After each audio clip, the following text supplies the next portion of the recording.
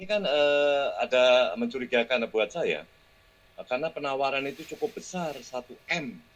1 M itu buat apa saja? Kita kan bertanya juga, saudara.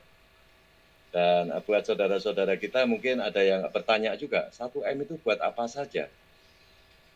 Kalau buat tim pengacara kita tahu, tim pengacara ini sepertinya ada 6 atau 7 orang, ya kan, 6-7 orang. Terus Pak Yusuf Manubulu. Terus dari Polda beberapa orang, kalau persidangan butuhnya berapa orang ya, untuk persidangan misalkan ini digelar, pra-peradilan ini jadi digelar tanggal 5, ya kan, saya dengar tanggal 4 atau tanggal 5, pra-peradilan akan digelar. Nah, kalau pra-peradilan digelar ya, itu berapa kali sih persidangan di Pengadilan Negeri Bandung Barat ini? Kalau misalkan 5 kali persidangan, masa sih sampai butuh MM-an gitu kan? Kalau puluhan juta sih masih oke deh, ya kan, masih memaklumi. Tapi kalau sudah MM-an itu saya curiga juga, ya kan? Permintaan siapa yang minta? Apakah yang minta itu dari tim anggota Polda? Ya mungkin nggak juga, saudara ya. Saya nggak tahu juga deh, ya kan? Tim dari Polda juga sekarang sedang menggarap juga. Apakah terus dengan 43 orang yang menggerebek Pak YM itu, apakah mereka ini semua butuh duit? Ya nggak tahu juga, saudara, nggak tahu juga. Apakah itu sebegitu besar biayanya gara-gara biaya penggerbekan itu dimasukkan di situ? Nggak tahu juga, ya kan? Karena ini belum jelas. Saya juga mengharapkan keluarga dari Pak YM ini hadir, ya kan, ada di Jakarta, terus hadir menemui. Kita tahu jalan keluarnya apa, ya kan? Sekarang ini kita masih cukup gelap, ya cukup meraba-raba aja.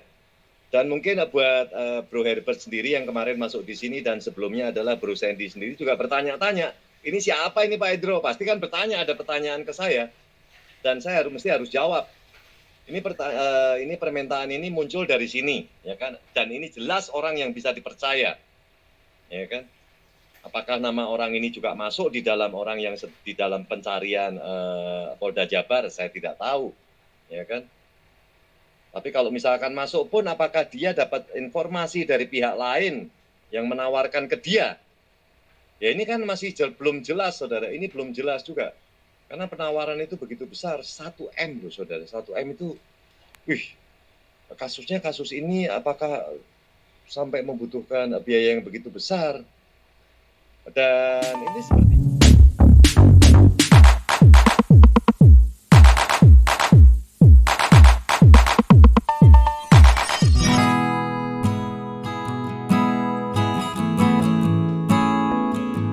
Assalamualaikum warahmatullahi wabarakatuh. Berjumpa kembali di channel Cendekia Muslim.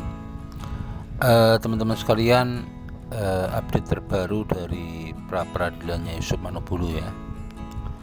Tapi sebelum memberikan info soal jadwal pra-peradilan, aku itu kalau denger Hendro Firloso ngomong itu kok bingung ya. Narasinya muter-muter, kebanyakan ngomong gak tahu, gak jelas. Dia yang melempar pertanyaan, dia yang memberikan informasi, kemudian dia yang menyimpulkan tidak tahu. Pokoknya ngomongnya itu gimana ya, tampilannya sih kayak orang intelek, tapi ngomongnya itu sulit dipahami begitu. Dan kali ini ya dia itu memberikan satu info atau isu adanya permintaan uang 1 miliar. Tetapi informasi yang diberikan itu kalau dalam ilmu jurnalistik ya 5W1H ya, itu harus jelas lah. Simpelnya itu ya, informasi itu dari mana, kapan didapatkan, soal apa.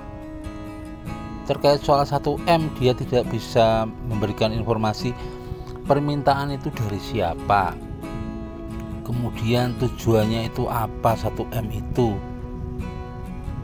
dan lain sebagainya. Aneh orang ini ya, ngasih info malah bertanya begitu. Dan kemudian pertanyaan-pertanyaan yang dia lontarkan sendiri itu gak masuk akal begitu loh. Apakah uang 1M itu untuk kepentingan sidang pra peradilan karena begitu banyak polisi yang menangkap 43 orang itu butuh duit banyak begitu. Jadi orang ini gimana ya, bingung aku ngerasain Indro Verloso ini. Tampilannya kayak orang intelek tapi ngomongnya susah lah dipahami. Dan teman-teman sekalian ya, kalau adanya permintaan pihak ketiga menurut dia dihubung-hubungkan dengan tugas kepolisian yang melakukan penyidikan kemudian melakukan penangkapan, simpelnya itu melakukan proses hukum terhadap Yusuf Manobulu, itu membutuhkan uang banyak, kemudian meminta 1M ya.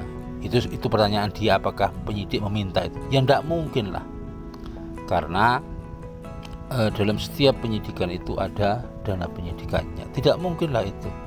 Justru wacana-wacana seperti ini akan memperkeruh suasana ya. Sebelum informasi itu mendekati A1 ya jangan disampaikan. Membuat wacana sendiri, bingung sendiri, bertanya sendiri. Bro, itu bisa juga memecah belah ya bro ya. Kalau saya menilai sepertinya ada hal atau keinginan daripada si X ini ya, pihak ketiga ini, dia ingin memecah belah atau mungkin memecah konsentrasi daripada mungkin Ibu Ruth yang sudah kita dengar sudah masuk di channel tetangga kita kan, dan dia kan sudah mengutarakan di situ. Apakah ini tujuan memecah belah juga ya bro ya? Silakan. Iya, mungkin salah satu unsurnya ke sana Pak. Ada juga lawyer yang menawarkan uang untuk dia bisa menggantikan posisi lawyer lainnya. Dan ini lawyer udah minta duit, dia udah menjanjikan, lalu minta duit dengan sebesar 1M seperti itu. Gitu. Kalau memang dia mau niat bantu, ya gabung ke kami aja, gitu. Iya. Berikan solusinya seperti apa, nah kita welcome. Gitu. Kemarin kan ada beberapa lawyer yang minta bergabung.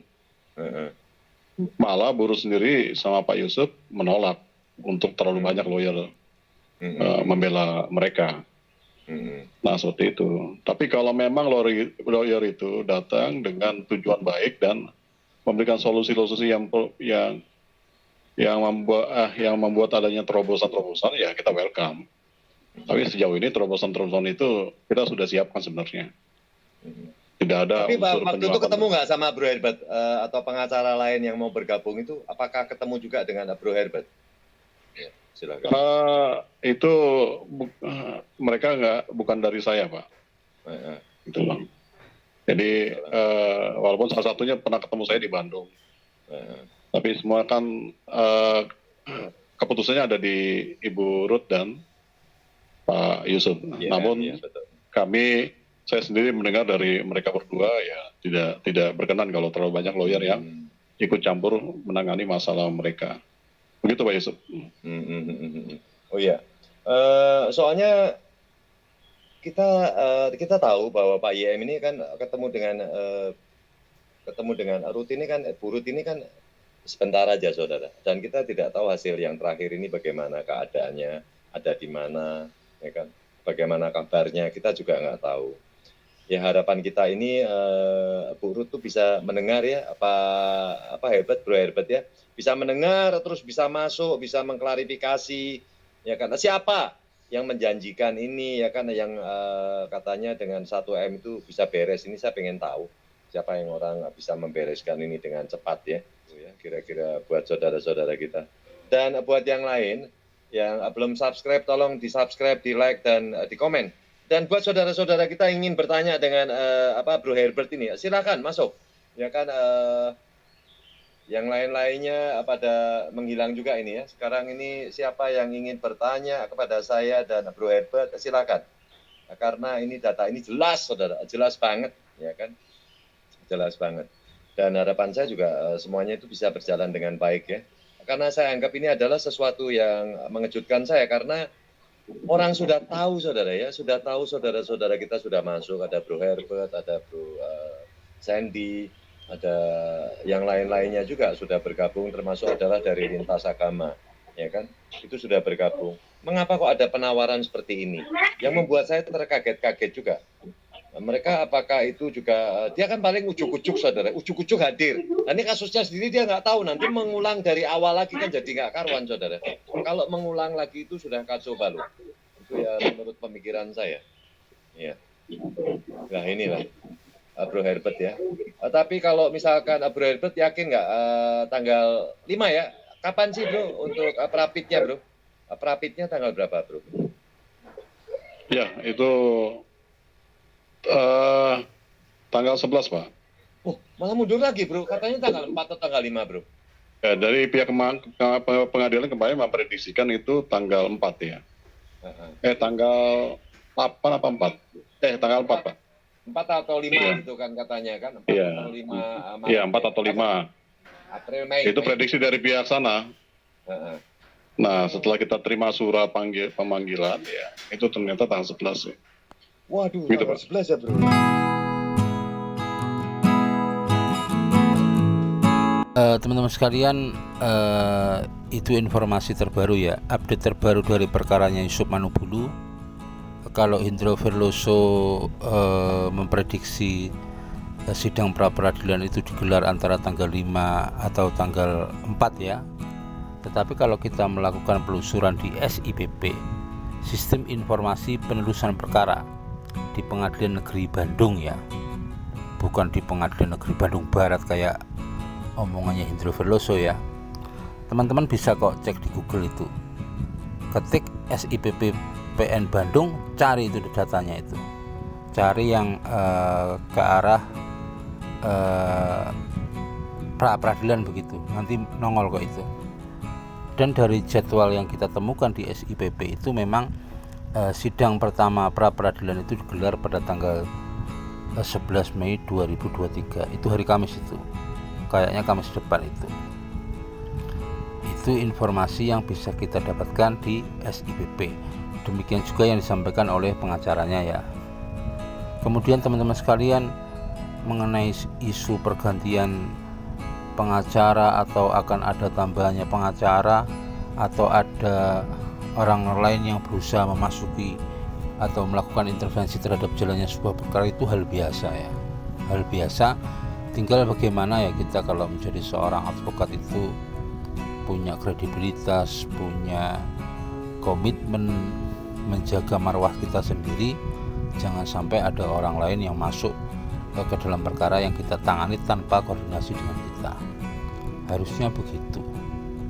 Kalau sampai ada pengkhianatan dalam tanda kutip yang dilakukan oleh klien, memasukkan orang tanpa koordinasi dengan kita, ya kalau kita orang sih ya memilih menjaga harga diri kita lah. Kita pilih mundur untuk memberikan penegasan kepada klien kita, siapa yang mau dipakai begitu. Itu kalau murni benar-benar profesional menangani sebuah perkara. Kalau tujuannya hanya untuk numpang tenar, ngerek bendera begitu, ya nggak tahu lah.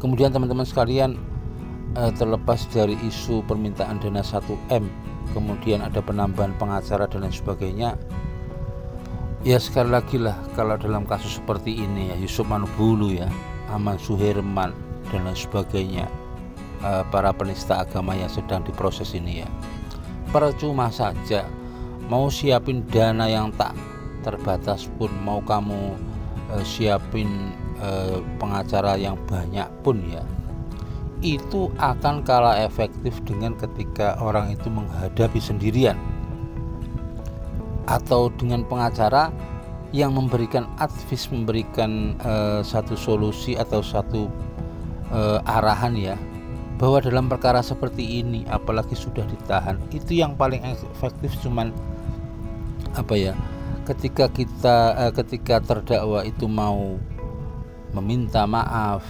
mengakui kesalahannya, berjanji tidak mengulangi, itu akan lebih efektif daripada pembelaan yang berlebihan lah. Kita ingat bagaimana perkara si KC ya, bombastis di luar persidangan, membuat satu isu-isu menyerang kinerja dari aparat penegak hukum, dikompor-komporin oleh atan-atan dungu ya, seperti Paul Zong, kemudian channel-channel yang lain, membakar semangat AJ untuk melakukan perlawanan. Tapi hasilnya apa? vonis tinggi yang didapat si KC. Berbeda saat itu dengan Ustadz Yahya Waloni ya, dengan santainya, dengan gagahnya, dengan eleganya beliau mencabut pra peradilan, kemudian dalam persidangan mengakui kesalahannya, meminta maaf. Itu efektif bagi beliau. Akhirnya beliau mendapat vonis 6 bulan. Dan itu bisa dibuktikan dalam kasusnya anak Batak. Ketika anak Batak melakukan hal yang sama dengan Ustadz Yahya Waloni, akhirnya vonisnya 1 tahun pidana penjara, dan kemungkinan gracia apelo pun demikian, sehingga dia dapat 2 tahun pidana penjara. Sekali lagi, kalau Yusuf Manubulu masih mengikuti bisikan orang-orang yang menyarankan kepada dia untuk melakukan perlawanan baik di luar persidangan maupun di persidangan, aku yakin vonisnya akan tinggi. Tetapi kalau dia bersikap simple ya, santai, mengaku kesalahan, minta maaf, berjanji tidak mengulanginya lagi, itu akan lebih efektif untuk meringankan hukumannya. Apa saranku ini? Kalau mau didengar monggo, kalau nggak didengar ya silahkan dibuktikan ke depannya. Demikian teman-teman, kurang lebihnya mohon maaf. Assalamualaikum warahmatullahi wabarakatuh.